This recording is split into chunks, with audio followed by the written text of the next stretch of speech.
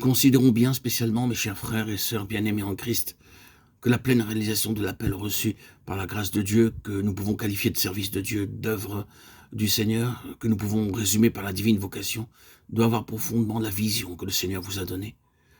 Mes chers amis, mes bien-aimés, la vision comprend le bien, comprenons-le bien, ce n'est pas uniquement une chose en elle-même, mais c'est la vision qu'il a donnée concernant son Église.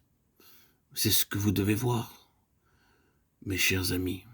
Une fois que vous ayez cette vision, alors la mesure dans laquelle vous croîtrez jusqu'à la plénitude sera conforme à la mesure divine que vous possédez personnellement de cette vision. Il se peut que ce soit pour des raisons diverses que vous ayez introduit dans l'œuvre du Seigneur. Vous avez été introduit dans l'œuvre du Seigneur pour de nombreuses raisons. Vous pouvez avoir entendu un appel pour être ouvrier, un appel pour être missionnaire, un appel pour un service particulier basé sur l'Écriture. Aller par tout le monde et prêcher l'Évangile, et ainsi de suite.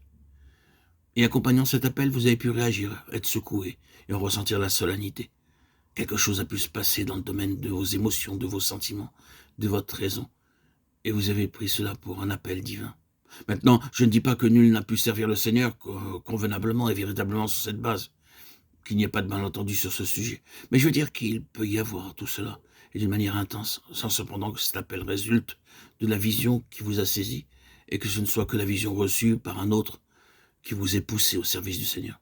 Or, il ne doit pas en être ainsi. Mais direz-vous, c'est scripturaire d'aller par tout le monde et d'annoncer la bonne nouvelle. Souvenez-vous que ceux à qui ces paroles ont été adressées avaient été témoins de tous les faits concernant Christ. L'incarnation, la naissance virginale, sa vie, son enseignement, ses miracles, sa croix et tout ce qui a été attesté de manière céleste. Quelques-uns de ces hommes disciples de Jésus étaient là lorsqu'une voix venant du ciel a dit « Celui-ci est mon fils bien-aimé ». D'autres étaient sur la montagne quand de nouveau une voix déclara « Celui-ci est mon fils bien-aimé ». Ils ont vu la transfiguration et ils ont vu Jésus dans la résurrection. Tous ces faits puissants ne suffisaient-ils pas pour aller vers le monde? Assurément, ils auraient pu aller et proclamer ce qu'ils savaient. Mais non, leur a dit le Seigneur, demeurez à Jérusalem. Qu'est-ce qui a fait d'eux des hommes qui ont pu obéir au commandement d'aller par tout le monde? Vous me direz, bien sûr, c'était la présence du Seigneur, parfaitement vrai. Mais n'y avait-il rien d'autre? Pourquoi ces 40 jours après sa résurrection? Ne pensez-vous pas qu'il devait aller au-delà de ce qui était extérieur pour voir ce que l'œil de l'homme ne pouvait pas voir et qui ne pouvait pas être saisi par des faits objectifs, malgré leur nombre? Si l'apôtre Paul peut nous aider dans ce domaine, nous pouvons voir que toute sa vie, son ministère et son appel reposaient sur une chose. Il plut à Dieu de révéler en moi son Fils afin que je l'annonce parmi les païens. Je vous déclare, frères et sœurs, je déclare, frère, que l'évangile qui a été annoncé par moi n'est pas de l'homme, car je l'ai ni reçu, ni appris d'un homme, mais par une révélation de Jésus-Christ. Galates 1, 15, 16, 11, 12. Toutes les autres choses peuvent être des faits objectifs que vous possédez par la lecture du Nouveau Testament. Nous les avons tous et nous pouvons croire que c'est la substance du christianisme.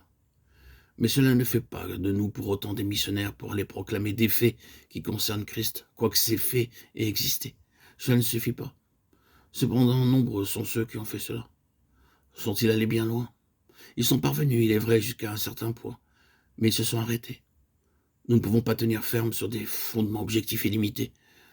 Chers amis, frères et sœurs en Christ bien-aimés, auditeurs, auditrices, il y a de terribles limitations dans l'Église de nos jours, des limitations dans le domaine de la connaissance du Seigneur, et cela même chez beaucoup de ceux qui sont des serviteurs du Seigneur depuis de nombreuses années. Il y a beaucoup de chrétiens, même parmi certains, qui le sont de longue date, qui ont des difficultés à parler des choses du Seigneur.